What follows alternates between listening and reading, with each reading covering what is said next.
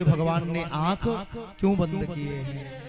एक संत कहते हैं कि भगवान के जो नेत्र हैं ना वो सूर्य और चंद्रमा के समान हैं। उनके तेज को यदि पूतना देख लेगी तो वह जल करके भस्म हो जाएगी, इसलिए भगवान ने नेत्र बंद किए। दूसरे संत कहते हैं कि वेद भगवान कहते हैं भद्रम कर्णेभिः शृणुयाम देवा भद्रम पश्येमाक्षभिर्यजत्रा, अर्थात अच्छा देखो, अच्छा सुनो और अच्छा बोलो। लेकिन ये पूतना मौसी अच्छी नहीं है, ये अपने स्तनों में जहर लगाकर मुझे मारने आई है, ये राक्षसी हैं, लोगों के बेटों को उठा कर ले जाती। तो भगवान ने कहा मैं बुरा मौसी को देखूंगा नहीं।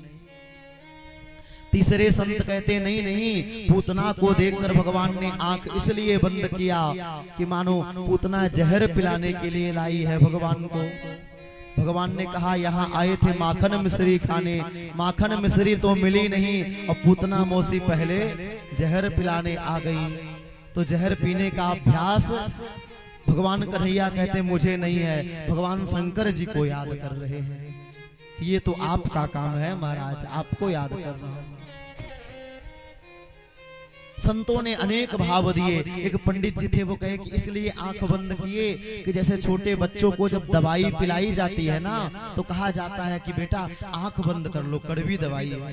तो उसी तरह भगवान सोचे कि ये जहर अब लगा करके आई है तो पीना तो पड़ेगा ही, तो कड़वी दवाई समझ के पी जाऊं। तो कन्हैया ने आंख बंद की।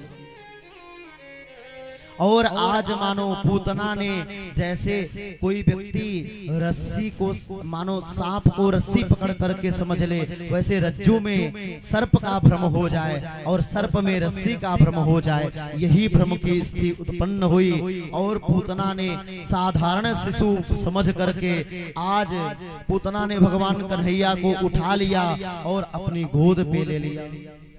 कन्हैया भी आंख बंद किए हुए हैं।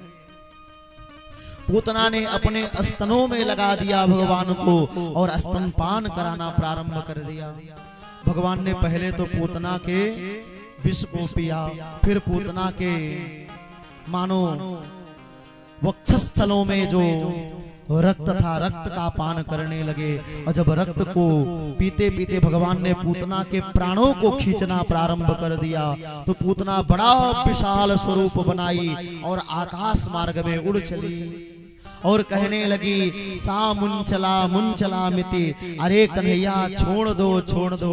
भगवान ने कहा मौसी जी अपने राम जल्दी किसी को पकड़ते नहीं, और जिसको